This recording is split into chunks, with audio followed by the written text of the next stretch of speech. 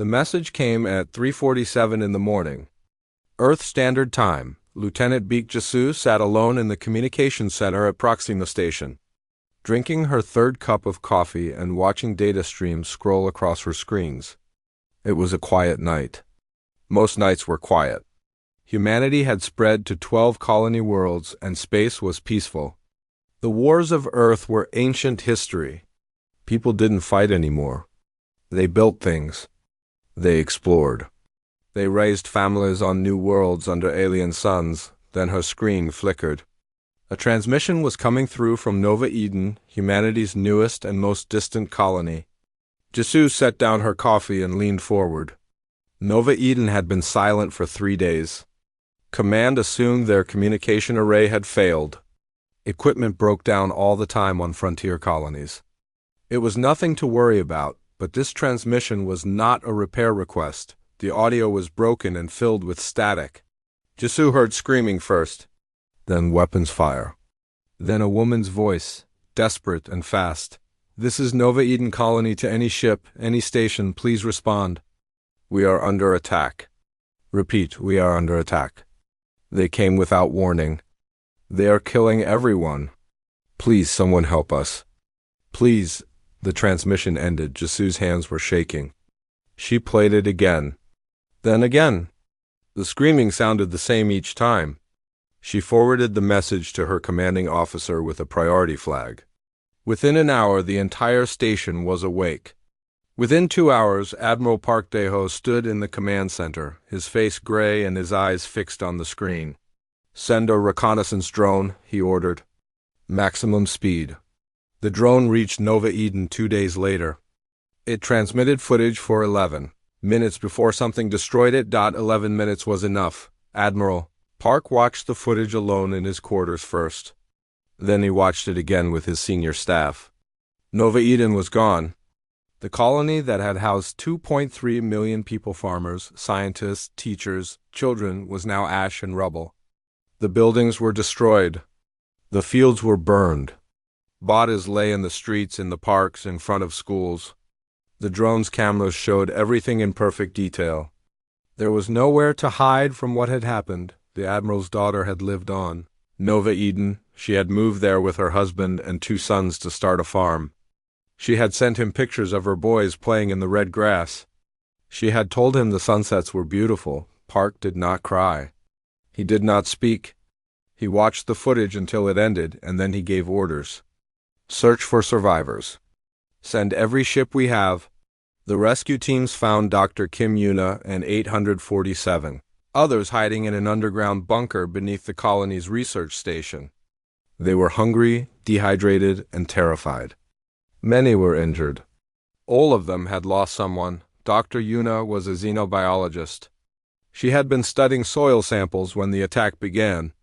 She was smart and she was calm, and she had done something important. She had recorded everything. Her footage showed the alien ships arriving without warning. There were hundreds of them, dark and angular, filling the sky like a swarm. They broadcast a message in a language no human had ever heard, but the colony's translation software worked quickly. The message was simple: surrender unconditionally or be destroyed. The colony's governor, a kind man named Kwan Tae-soo, had responded immediately. He asked for time. He said there were children here, families, civilians. He asked for 6 hours to evacuate. He was not a soldier. He did not understand what he was dealing with. The aliens answered by opening fire. The bombardment lasted 4 hours. Dr. Yuna's footage showed buildings exploding, people running, fires spreading across the fields. The aliens did not land ground troops at first. They did not need to. They burned the colony from orbit until almost nothing was left standing. Then they landed and walked through the ruins, killing anyone they found. Dr. Yuna recorded them through the bunker's security cameras. They were tall, thin, covered in gray scales with 4 arms and eyes like black glass. They moved with calm efficiency. They did not seem angry or excited. They were just doing a job. When they left, they broadcast a final message. Your expansion ends. Your species is judged unworthy. Accept extinction. Admiral Park read the translation 3 times. He read it in his quarters, in his office, in the command center. The words did not change. He asked his intelligence officers to identify the attackers. They worked through the night, analyzing the ship designs, the weapon signatures, the language patterns. By morning, they had an answer. The attackers were called the Valori Dominion. Humanity had never contacted them. There had been no disputes, no misunderstandings, no conflicts. The Valori had simply decided that humans should not exist anymore. Their records, recovered from wreckage, showed that they had done this before. 17 species in 300 years. Some were enslaved. Most were exterminated. The Valori did not negotiate. They did not compromise. They saw other species as insects to be crushed, and now they had turned their attention to humanity. Admiral Park requested permission to address Earth's United Council. He traveled to Geneva on a fast courier ship, still wearing his uniform, still carrying the weight of what he had seen. The council chamber was full when he arrived. Leaders from every nation and every colony had gathered. They had all seen the footage. They all knew what had happened to Nova Eden. Park stood at the podium and looked out at the faces of humanity's leaders. He thought about his daughter. He thought about her sons, his grandsons who had been 8 and 6 years old. He thought about the 2.3 million people who had woken up 3 days ago expecting an ordinary day and were now dead. The Valori Dominion has attacked us without warning, he said. His voice was steady. They have killed 2.3 million of our people. They have told us to accept extinction. They have made their intentions perfectly clear. He paused. The chamber was silent. I am a soldier, Park continued. I have served Earth for 30 years. In that time, I have never recommended war. I have always believed that peace was possible, that understanding was possible, that we could find common ground with any species we encountered.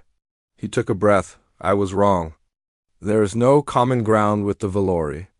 They do not want peace. They do not want negotiation. They want us dead. All of us.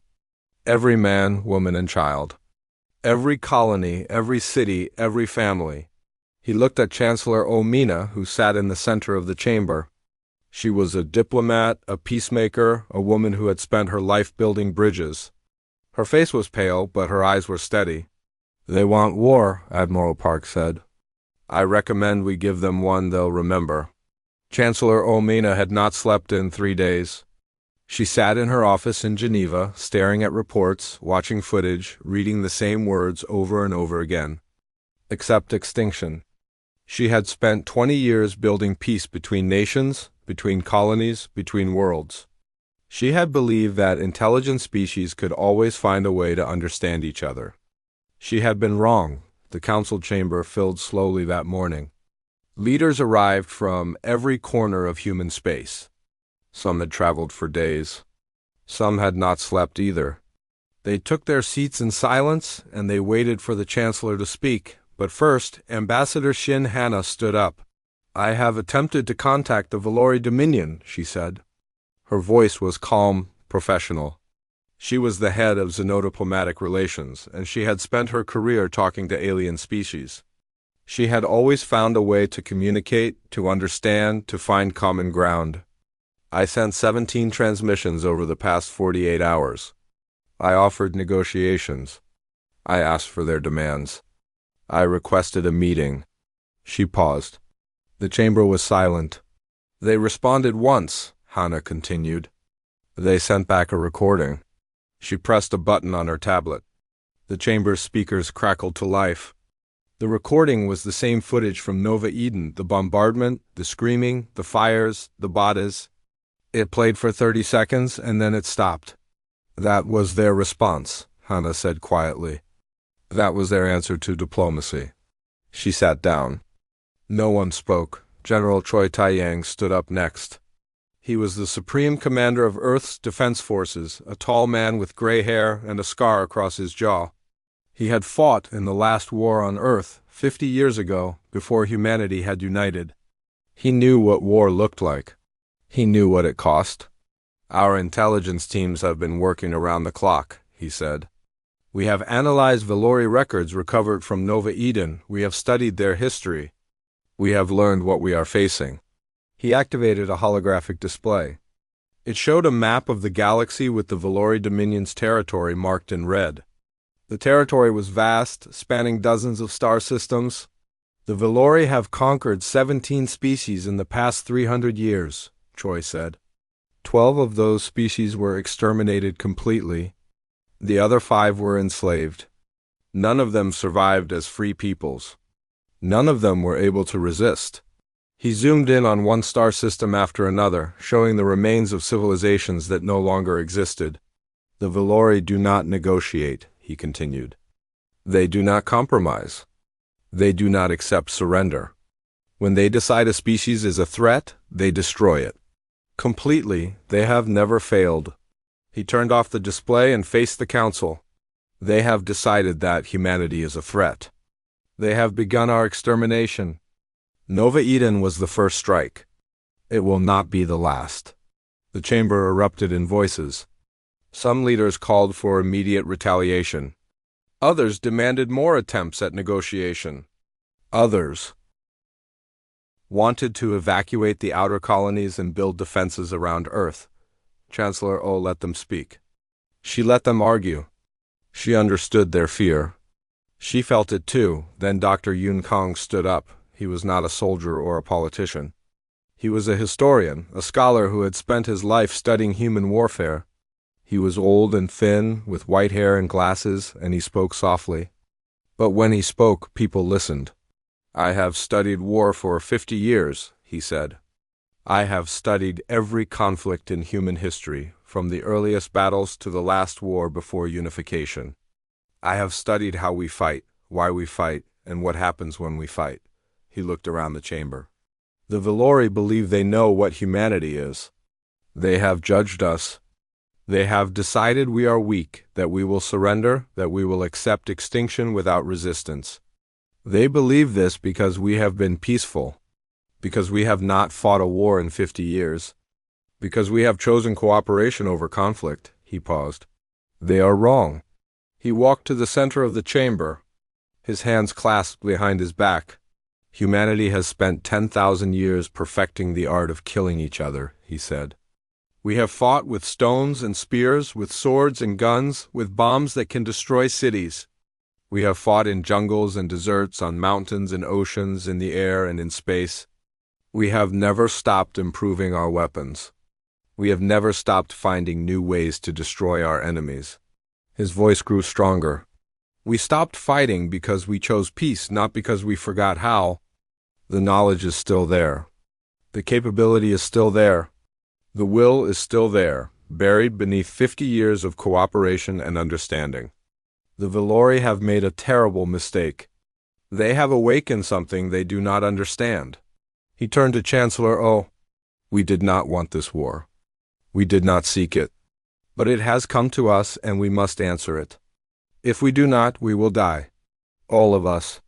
Every human being on every world. That is not speculation. That is fact. The Valori have told us their intentions, and their history proves they mean it. He sat down. Chancellor Oh stood up.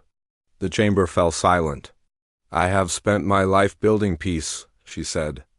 I believe in negotiation. I believe in understanding. I believe that violence should always be the last resort. She looked at the faces around her presidents, prime ministers, governors, admirals. She looked at the footage still frozen on the display screen, showing the ruins of Nova Eden. This is the last resort, she said. The Valori have left us no other choice. She straightened her shoulders. I am calling for a vote. The question before this council is simple. Do we authorize full military mobilization and a formal declaration of war against the Valori Dominion? The vote took less than 5 minutes. Every hand went up. Every colony, every nation, every leader. For the first time in human history, humanity spoke with one voice. The vote was unanimous. General Choi issued the mobilization order immediately. Across human space, the message went out. Mothballed fleets were reactivated. Factories that had been building farm equipment and construction materials shifted to wartime production. Recruitment centers opened in every city on every world, and volunteers flooded through the doors. Young people and old people, soldiers who had retired and civilians who had never held a weapon. They came because they had seen the footage. They came because they understood what was at stake. Chancellor O recorded a message for broadcast on all frequencies, on every channel, in every language. She knew the Valori would hear it. She wanted them to hear it. "People of the Valori Dominion," she said, looking into the camera with steady eyes. "You have attacked our colony without warning or provocation. You have killed 2.3 million innocent people. You have told us to accept extinction." She paused. "We do not accept. We will never accept. You have made your intentions clear, so we make ours. You wanted war. We accept. And we will not stop until the threat to our people ends one way or another. You have made a mistake that will cost you everything. Remember this day. Remember that you chose this. And remember that humanity does not surrender." The transmission ended across human space. The war machine began to wake. Chief Engineer Moon Sung-ho had not left the shipyard in 6 weeks. He slept on a cot in his office when he slept at all, which was not often. He ate whatever his assistants brought him, usually cold rice and protein bars. He drank coffee until his hands shook, and then he drank more coffee. He was building something important. He was building something that would make the Valori regret what they had done. The wreckage from Nova. Eden had arrived at his shipyard 3 weeks after the attack. Pieces of Valori weapons, fragments of their ships, chunks of their armor. Moon's teams worked day and night to analyze everything. They pulled apart every component, studied every material, tested every system. They learned how the Valori built their ships. They learned how their weapons worked. And most importantly, they learned their weaknesses. Dr. Lim Yun-ji made the breakthrough. She was a weapons researcher, young and brilliant, with dark circles under her eyes from too many sleepless nights. She called Moon to her laboratory at 2 a.m, too excited to wait. "They're shields," she said, pointing at a display screen covered in numbers and graphs. "I've figured out their shields." Moon leaned forward. Valori shields were powerful. They could absorb massive amounts of damage. Every simulation his team had run showed human weapons bouncing off them like rain off a roof. "They cycle," Yunji explained. "The shields are not constant. They pulse. Every 1.3 seconds there is a gap, a moment when the shield is recharging. It is only 0.2 seconds long, but it is there. Every time. Like clockwork." Moon stared at her. "You're telling me their shields have a hole in them?" "Yes, a small one. But if we time our weapons correctly, we can punch through." Yunji nodded. "We can punch through." Moon went back to his office and began redesigning everything. The new ships would need faster targeting systems, weapons that could fire in precisely timed bursts, computers that could calculate the shield cycles in real time. It would require new technology, new manufacturing processes, new everything. He had 8 months before the fleet launched. He finished in 7, the first. Retribution-class battleship rolled out of the shipyard on a Tuesday morning. Moon stood on the observation deck and watched it emerge from the construction bay, kilometer after kilometer of gray armor and gleaming weapons. It was the largest warship humanity had ever built, designed specifically to kill Valori ships. Every system, every weapon, every piece of armor was built to exploit the weaknesses his teams had found. They named it Remembrance. Admiral Park came to see it. He walked through the corridors, inspected the weapons bays, stood on the bridge, and looked out at the stars. He did not smile, but Moon saw something in his eyes that might have been satisfaction. "How many can you build?" Park asked. 40 in 8 months, Moon replied. "More after that. Build them all." On the other side of human space, Captain Rujian was training pilots. She had been the best fighter pilot in the fleet before the war, with more flight hours than anyone else and a reputation for doing things that should have been impossible. Now she was teaching others to do the impossible too. Her students were young, most of them.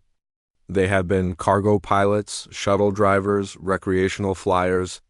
They had never been in combat. They had never fired a weapon at another ship.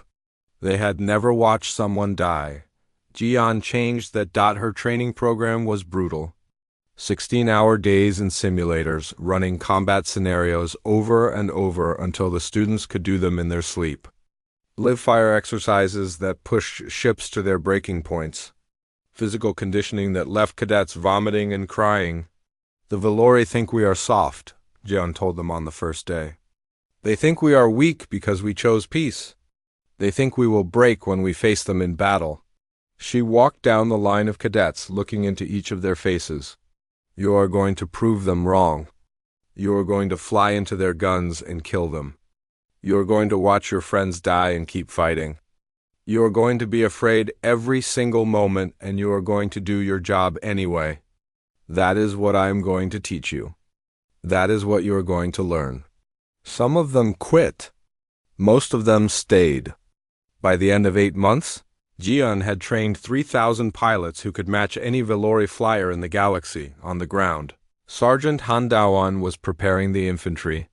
He was a big man, quiet and calm, with 20 years of experience training soldiers. He had never trained them for alien combat before. No one had. He started by studying the Valori. They were tall over 2 meters on average, with 4 arms and thick scales that could stop small-caliber rounds. They were strong and they were fast. In a straight fight, a Valori warrior would kill a human soldier almost every time. So, Daoan made sure his soldiers never fought straight. He taught them to fight in cities, where the Valori size was a disadvantage. He taught them to fight at night, when human eyes adapted better than Valori eyes. He taught them to use explosives, traps, ambush, anything that would neutralize the enemy's physical advantages.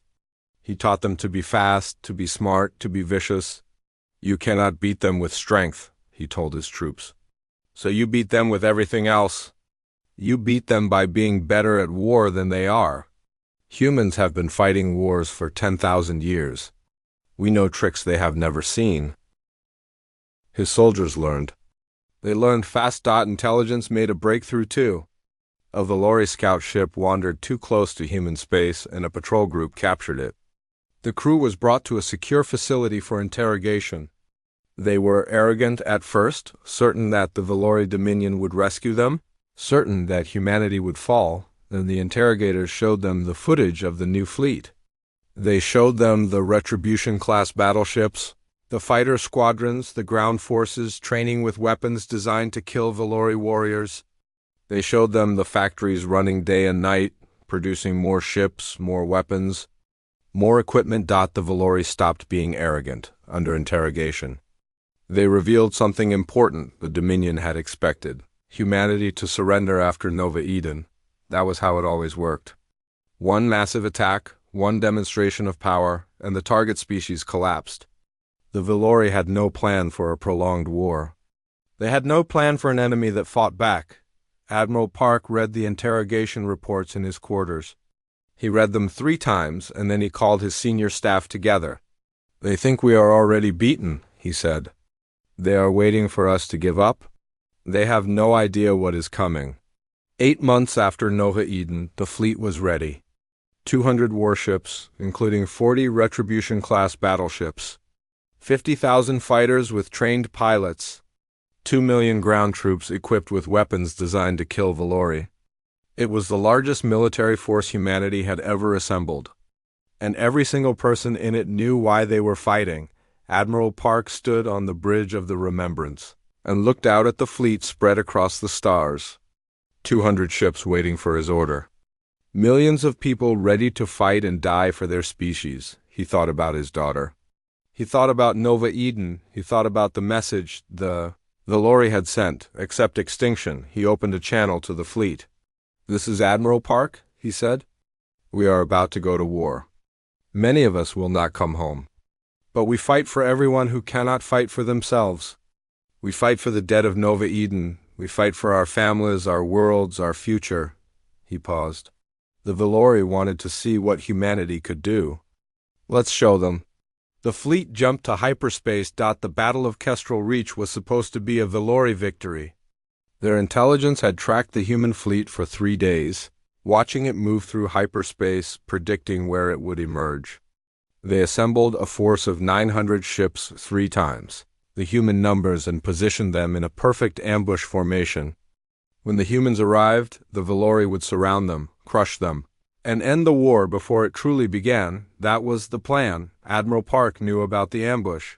Human intelligence had intercepted Valori communications and decoded them. The Admiral knew exactly where the enemy fleet was waiting, exactly how many ships they had, exactly what formation they would use. He also knew something the Valori did not. Their shields had a weakness. The human fleet emerged from hyperspace at 0600 hours, right where the Valori expected them. The enemy ships moved immediately, closing the trap surrounding the human force. 900 ships against 200.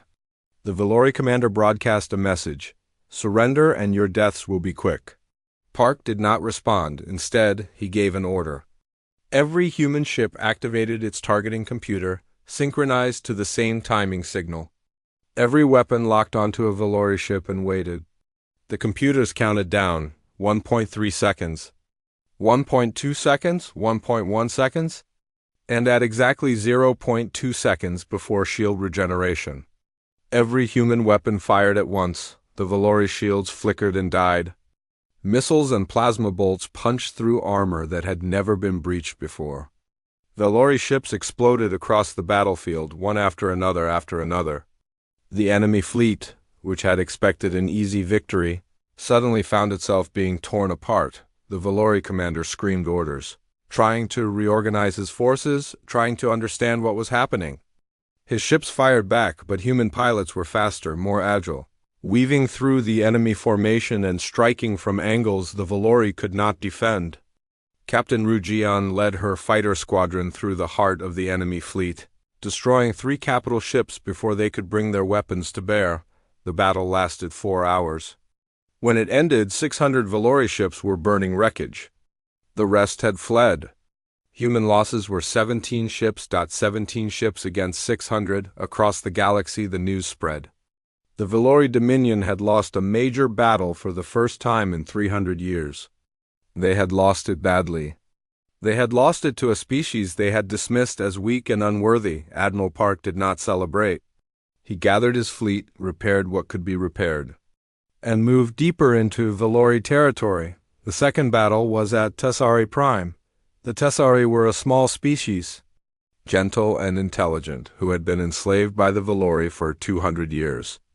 They worked in Valori factories and mines, building ships and weapons for their masters, dying by the thousands in terrible conditions. They had given up hope of freedom long ago. Then the human fleet arrived. The Valori garrison at Tessari Prime was strong, but it was not strong enough. Human ships swept through the system, destroying defense platforms and warships while ground troops landed on the planet's surface. Sergeant Handawan led the assault on the main Valori compound. His soldiers moved through the streets at night, using the darkness and the narrow buildings to neutralize the Valori's size advantage. They fought for 6 hours, room by room, corridor by corridor, until the garrison commander was dead in the Valori. Flag was burning. The Sasari emerged from their factories and looked up at the sky full of human ships. They did not understand at first. They had never seen anyone defeat the Valori. They had never imagined it was possible. A Tessari elder approached Sergeant Dowan. The elder was old and thin, with scars on his arms from years of forced labor. He looked at the human soldier with wide eyes. "Why?" he asked. "Why did you come here? Why did you fight for us?" Dowan thought about the question. He thought about Nova Eden, about the 2.3 million dead, about the message that had set extinction. "Because someone has to," he said. The Tessari gave humanity everything they had. Maps of Valori territory, locations of bases and shipyards, codes and frequencies, weaknesses in Valori supply lines.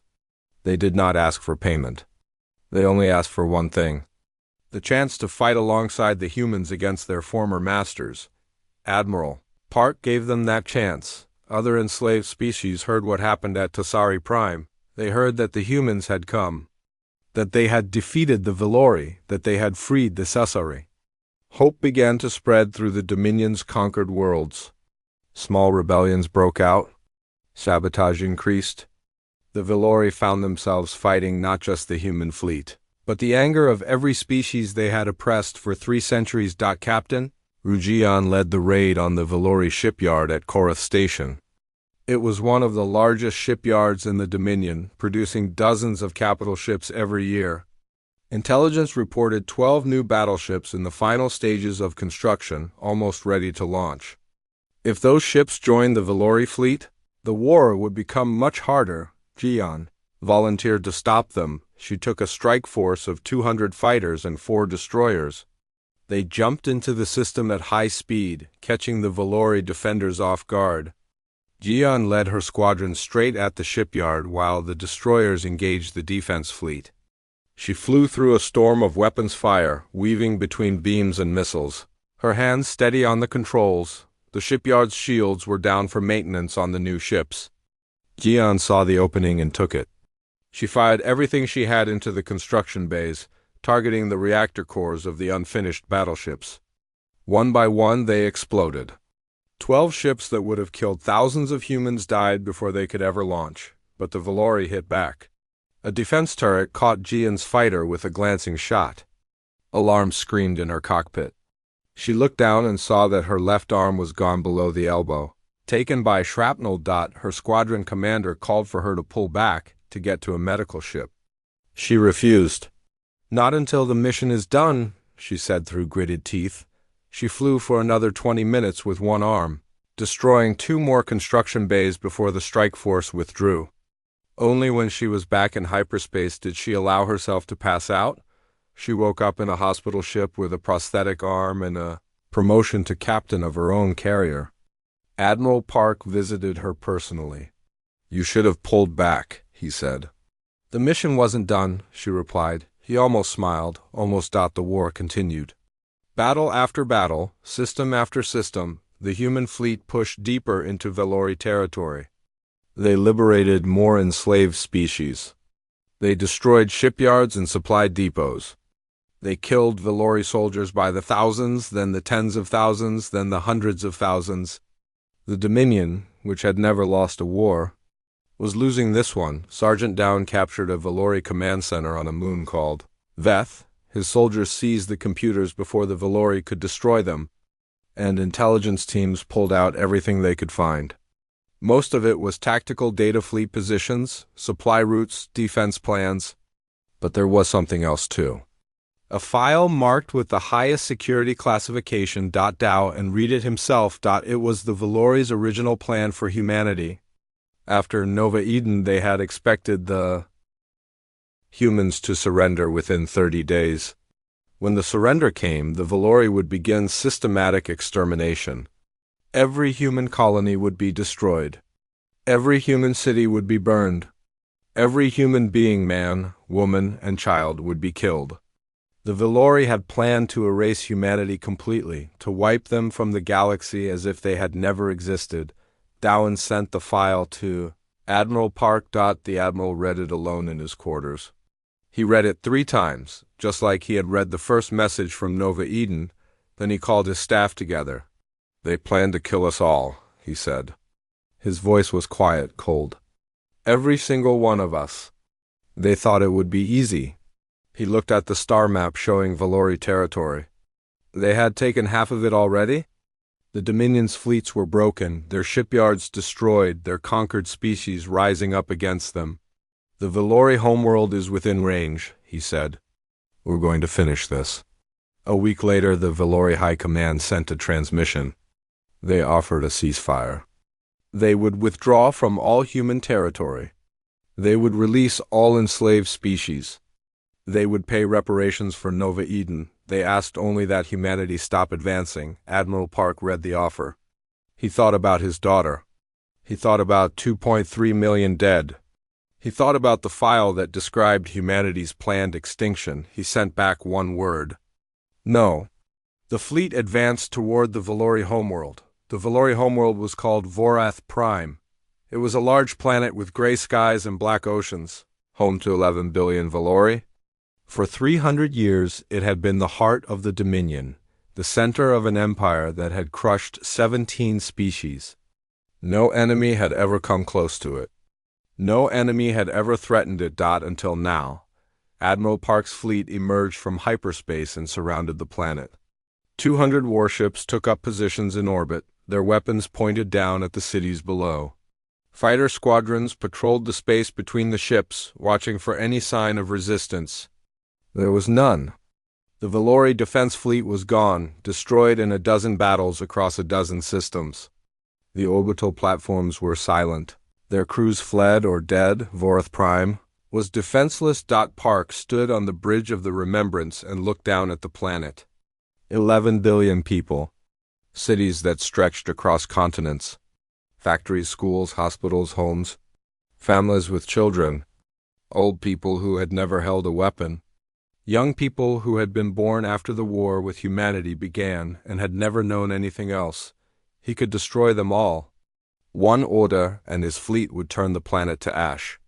The Valori had done it to Nova Eden. They had planned to do it to Earth, to every human colony, to every human being in existence. They deserved the same fate. His finger hovered over the button. A transmission came through. It was Archon Keth, the leader of the Valori Dominion. He appeared on the screen, tall and grayscaled, with eyes like black glass. He looked old. He looked tired. He looked afraid. "Admiral Park," he said, "I wish to discuss terms of surrender." Park stared at him. This was the being who had ordered the attack on Nova Eden. This was the being who had signed the extermination order for humanity. This was the being who had called humans unworthy of existence. "You have no terms," Park said. "You have nothing to offer me." Keth bowed his head. "I offer my life. I offer the lives of my military command. Every officer who participated in the attack on your colony. Every official who approved the extermination order. We will surrender ourselves for judgment. We ask only that you spare our people." Park said nothing. 11 billion, Keth continued. Civilians, children, they did not make the decision to attack you. They did not choose this war. I did, my commanders did. Punish us, execute us. But please do not destroy our world. The transmission ended. Park stood alone on the bridge for a long time. He thought about his daughter. He thought about her sons, his grandsons who had been 8 and 6. He thought about the footage of Nova Eden burning, bodies in the streets, buildings turned to rubble. He thought about 2.3 million people who had done nothing wrong except live on a planet that the Valori had decided should not exist. He wanted to destroy them.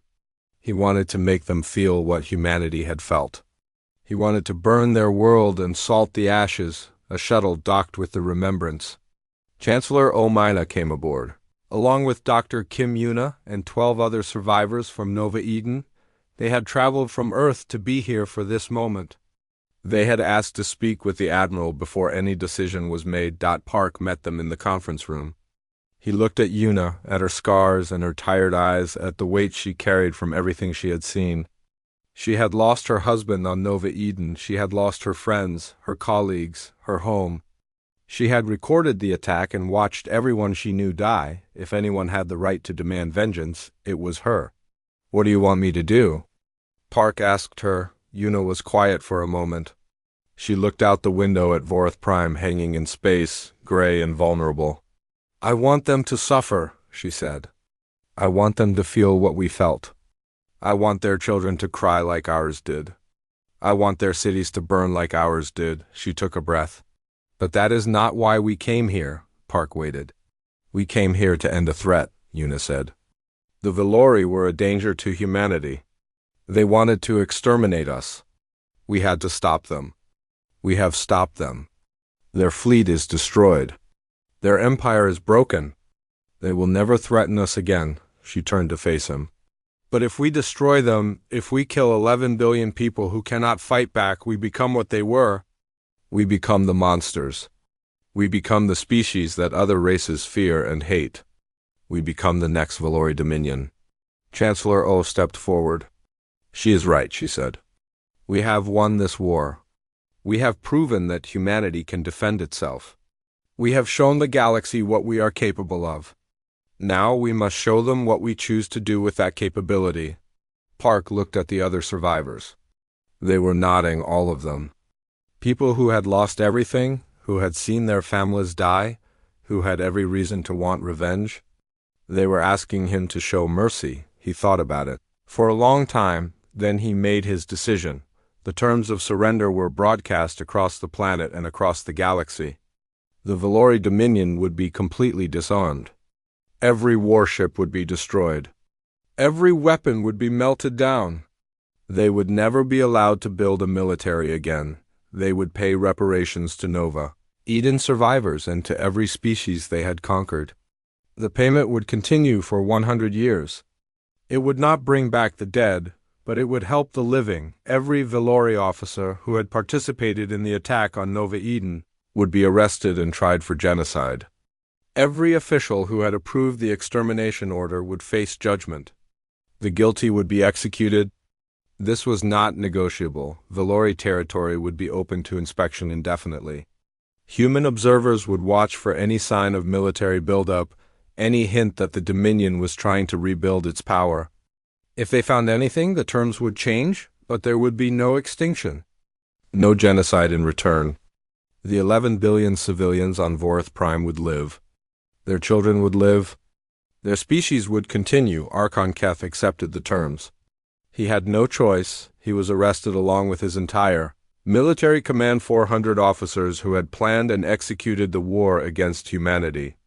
They were tried before a joint tribunal of human judges and representatives from every species the Valori had conquered. The trials lasted 6 months. The evidence was overwhelming. The verdict was unanimous. Keth and 347 of his officers were executed. The rest received life sentences in prison. Justice was done. The Tessari returned to their homeworld for the first time in 200 years. Other freed species did the same. They rebuilt their cities, their cultures, their lives. They formed an alliance with humanity, a coalition of worlds that had suffered under the Valori, and now stood together to make sure it never happened again. Dr. Kim Yuna recorded a final message. It was broadcast across the galaxy on every frequency to every species that could receive it. "My name is Kim Yuna," she said. "I am a survivor of Nova Eden. I watched the Valori destroy my home and kill everyone I loved. I wanted revenge. I wanted them to suffer. I wanted their world to burn." She paused. Humanity had the power to do that. We could have destroyed Vorth Prime. We could have killed 11 billion people. We could have ended the Valori species forever. We chose not to. Her voice was steady. We are not conquerors. We are not exterminators. We are not the monsters that the Valori were. But we will defend ourselves. We will defend others. And we will never forget what was done to us. She looked into the camera. That is humanity's promise to the galaxy. Hurt us and we will stop you. Threaten our existence and we will end yours. But we will not become you. We will be better than you. That is who we are. That is who we choose to be. The message ended. Admiral Park returned to Earth. He visited the memorial for Nova Eden. A vast wall of black stone where 2.3 million names were etched in white letters. He found his daughter's name and his grandson's names, and he stood there for a long time in silence. Then he added an inscription at the base of the wall. Below all the names, they tried to end us. We became eternal. He stepped back and looked at the memorial one last time. The sun was setting behind it, painting the sky in colors of red and gold. It was beautiful. It was peaceful. Humanity had survived. Humanity had won, and the galaxy would never forget it.